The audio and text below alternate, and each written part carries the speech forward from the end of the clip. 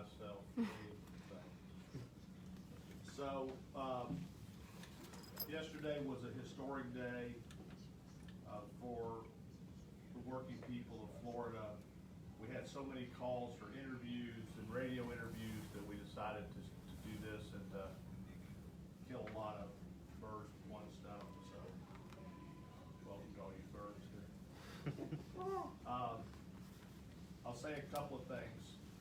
First thing that I'm grateful to is the Florida Supreme Court.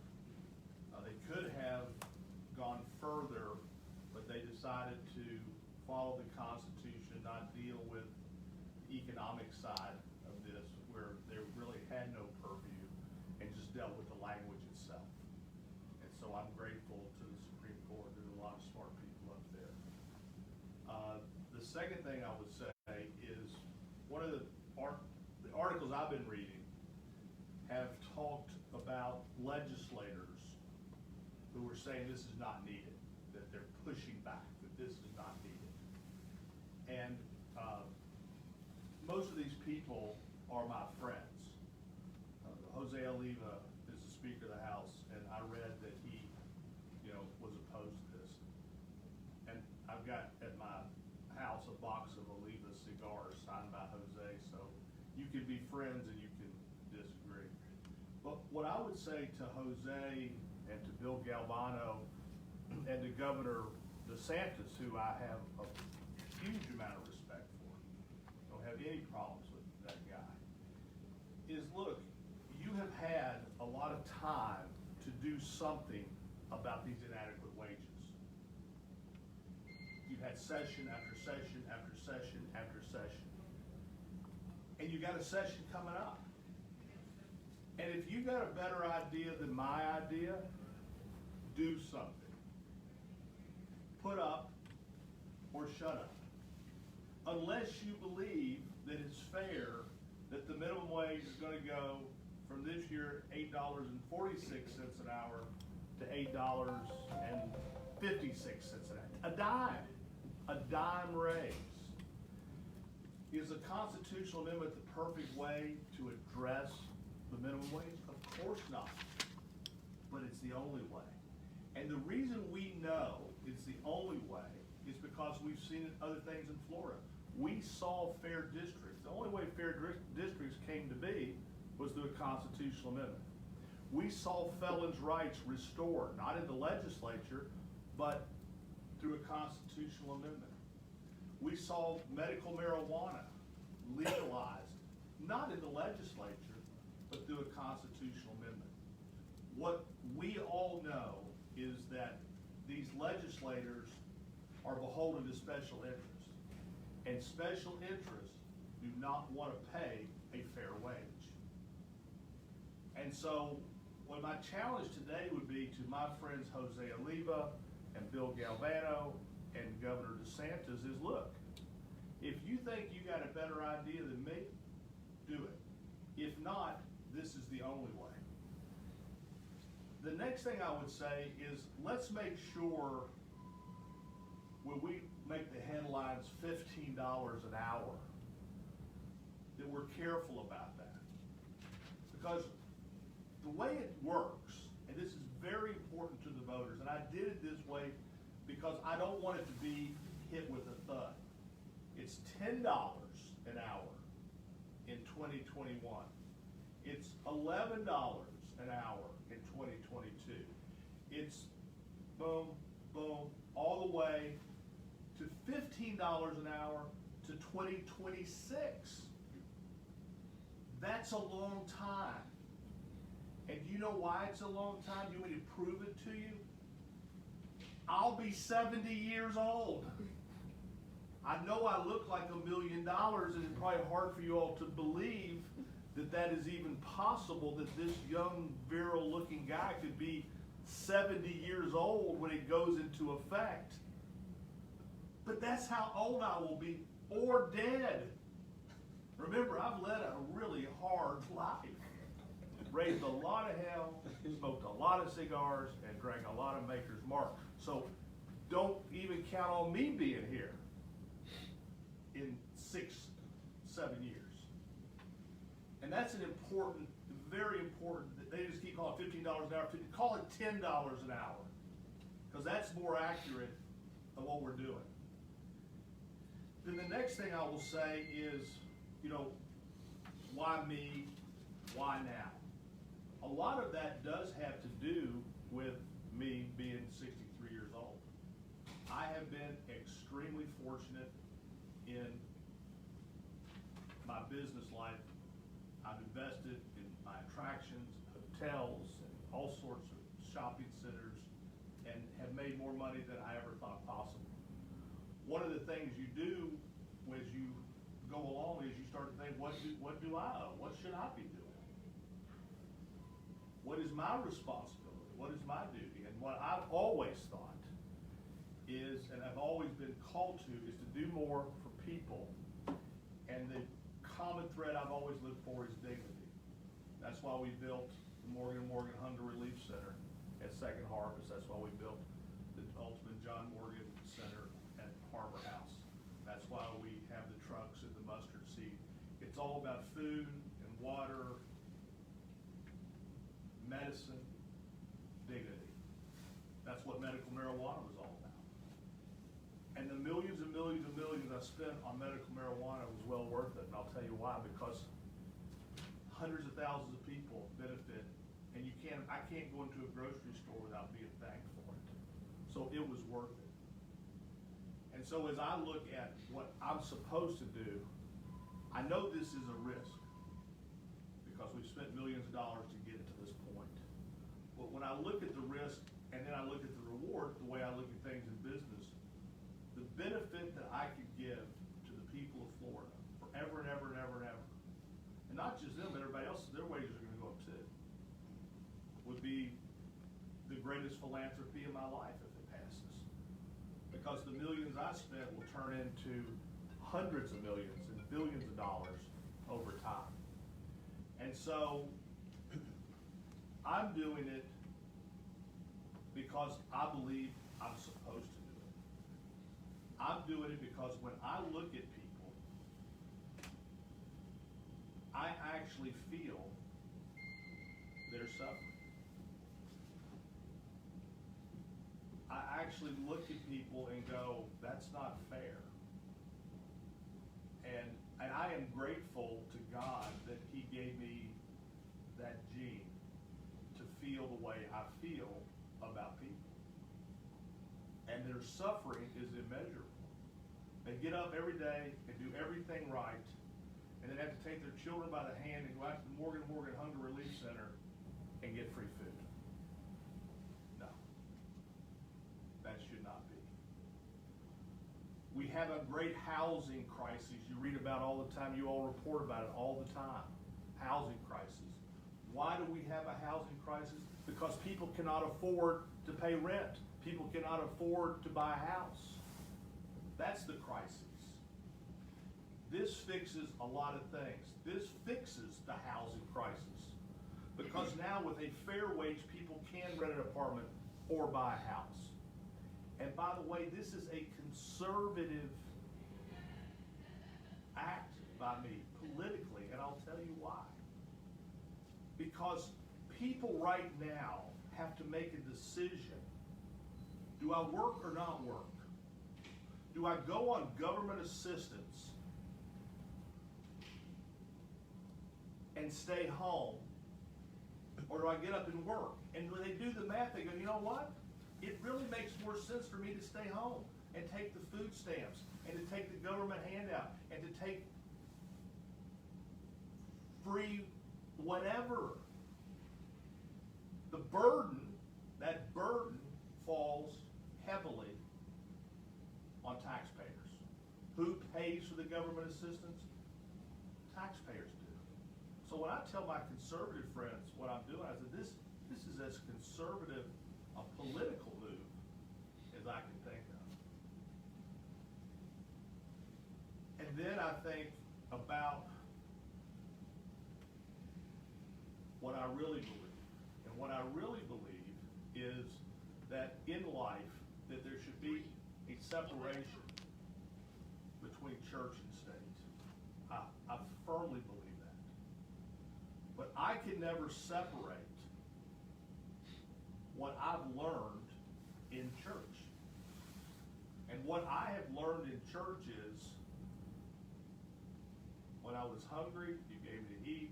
When I was thirsty, you gave me to drink. When I was homeless, you housed me. When I was naked, you clothed me.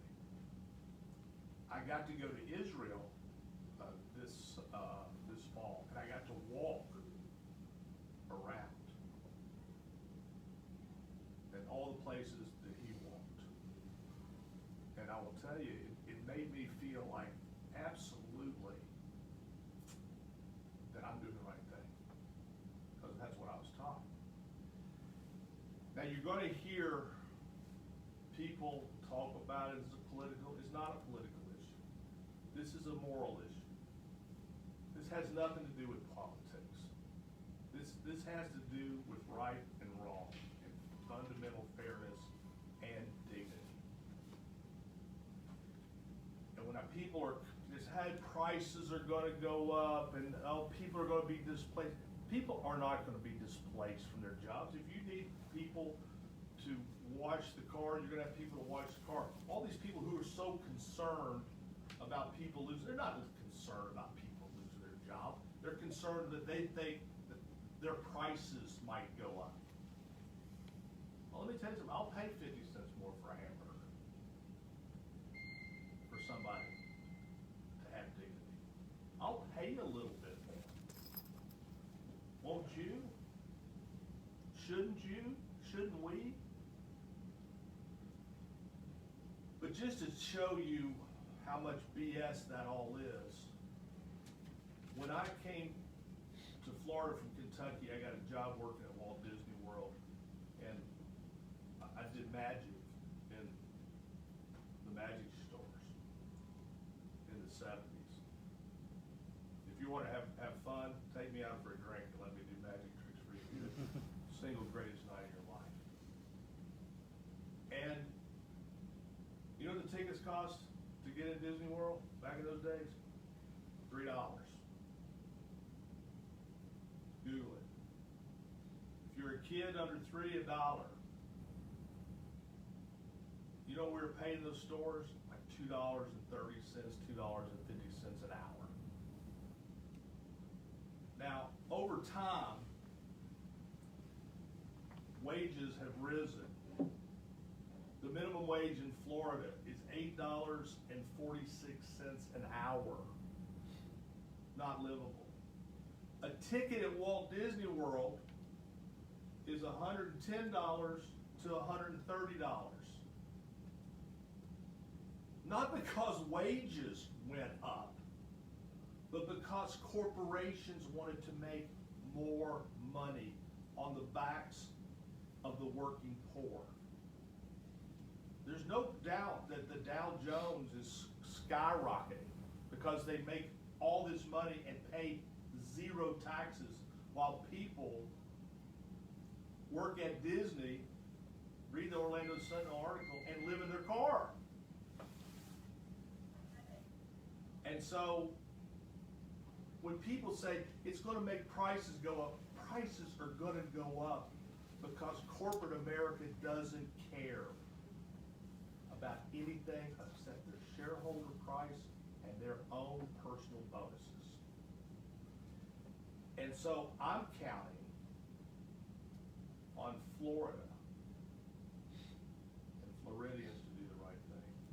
I'm betting on the compassion and decency and goodness and love of Floridians. 60% is a very, very, very high threshold. It's a landslide in politics, as all you journalists know. So it'll be an uphill climb. And some people ask me, well, what if you lose? You wasted all that money. Well, in the world that I live in, I can't lose because I only answer to one person. And as long as I try, I didn't lose. The working poor will have lost. And the people who put their own interest over them will lose. But I won't lose And it seems like every time I read about it, they're also worried about the restaurant industry. Okay?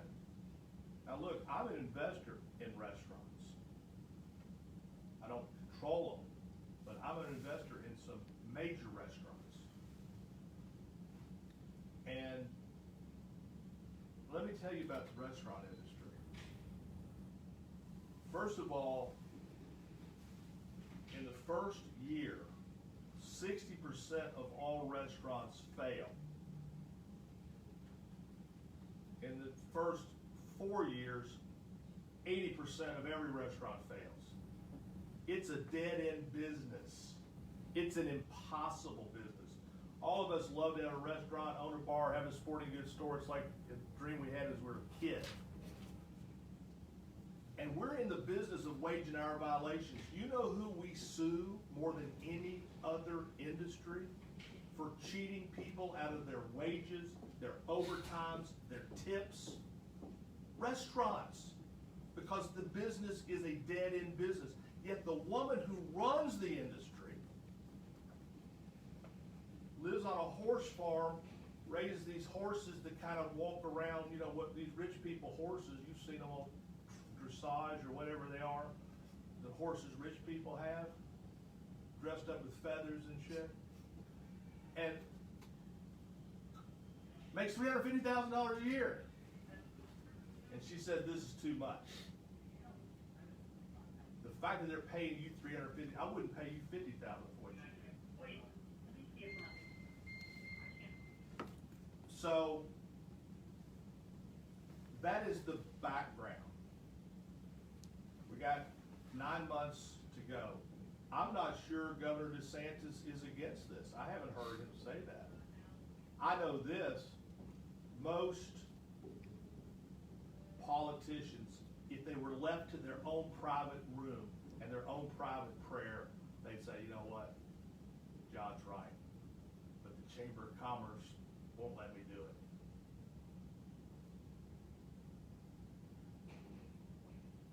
Because the Chamber of Commerce likes the idea of slave labor. We had slave labor in this country once. Free labor, slave labor. And we liked slave labor so much that the country went to war over it.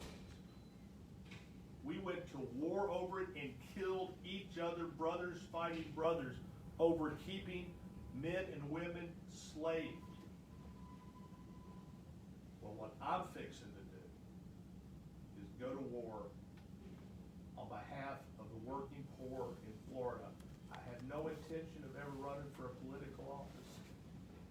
I have no intention of ever doing one of these ever again. I have every intention of spending most of my days at my house in Maui, Hawaii, or Ponce Inlet, Florida, or New Hampshire. This is, without question, my last crusade. And I'm going to give it everything I have, and I'm asking Florida to help me, help those who need it the most. So I'll take your all's questions now, if you have any. I have a question. By 2026, probably $15 an hour will be not a lot of money for people to make a living. Why not? Why it wasn't proposed like more money, like $20? Well, look, you have to figure out what's going to what can pass at the ballot box. And what we felt could pass was that, but then we also have a cost of living raise tied to that $15. So once it hits 15, as time goes on, it goes up. But you're right. Look, $15 an hour is not great. In my law firm, we have over 3,000 employees, and I made the minimum wage for all my employees, a minimum wage of $15 an hour. And when we went around and told people about it, my employees were sobbing. Sobbing. Because it was that life-changing. It's that dramatic. We don't want to think about it because we don't live it. So you need to think about it, you need to look at it, but this is a constitutional amendment. This language has to be so narrow that if it violates what's called the single subject rule, then the Supreme Court would have thrown me out yesterday. And so that's why. And that's why I challenged the Florida legislature today to do the right thing. If you think my idea is a bad idea, what's your idea? And if you don't have an idea, I'm going to remind the voters in November, your idea was $8.56 an hour forever.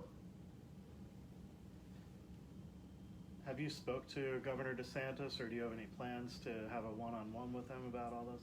I've not spoken to him since when he came to Florida, to Winter Park to drop this.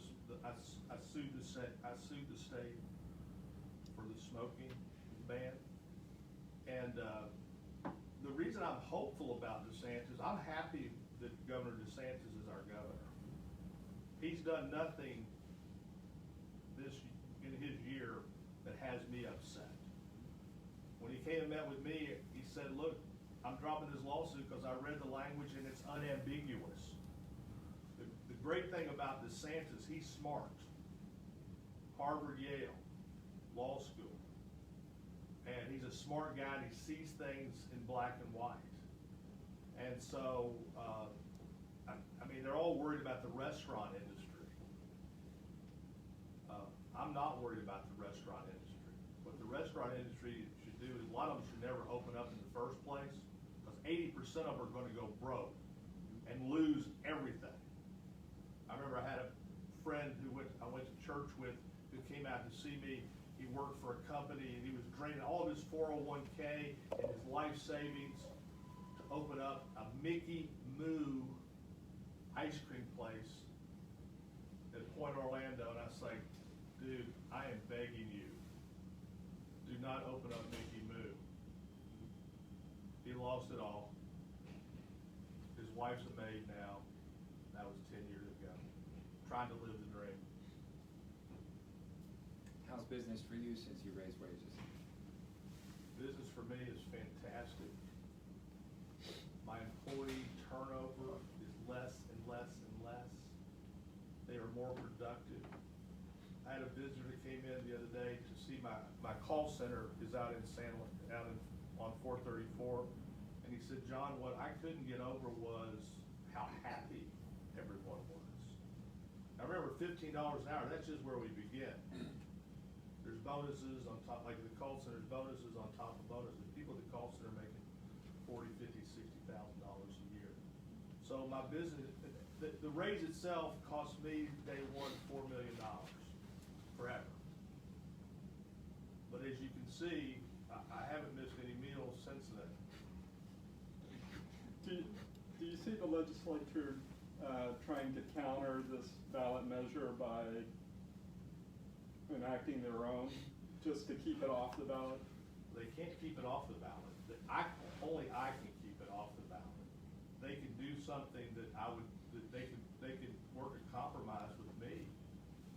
And because look, constitutional amendment is the measure of last resort, because you can't tinker with things you like to tinker with.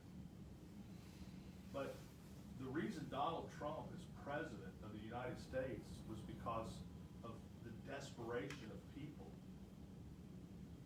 They work harder and harder and harder and harder and fall further and further and further and further behind.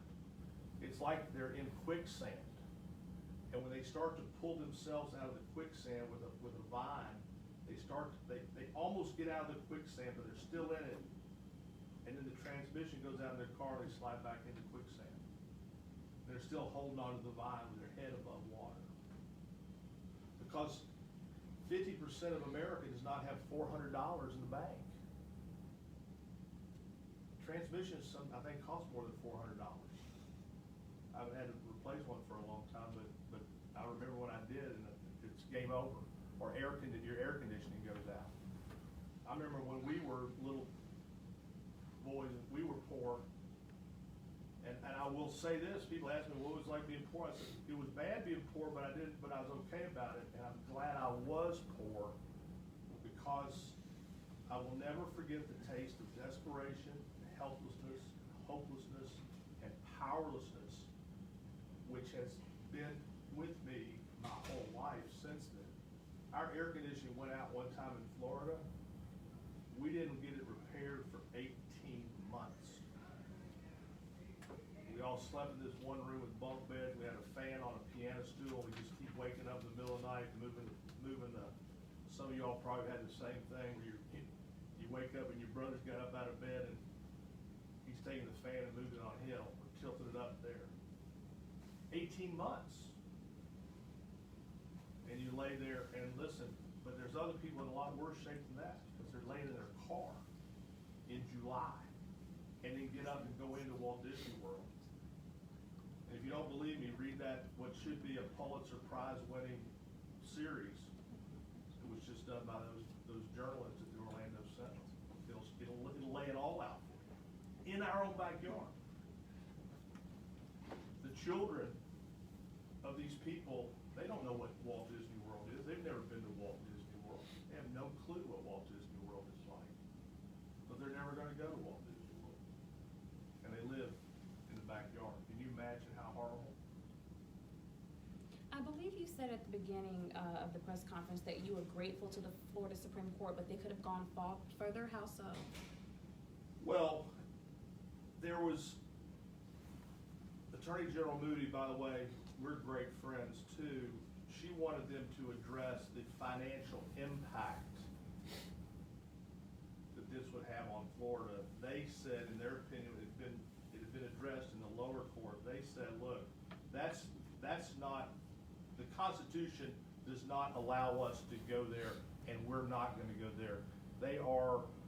This DeSantis court are strict constructionists, and the Constitution is the Constitution, and people who are strict constructionists believe that they're not there to make law, that they're there to follow law.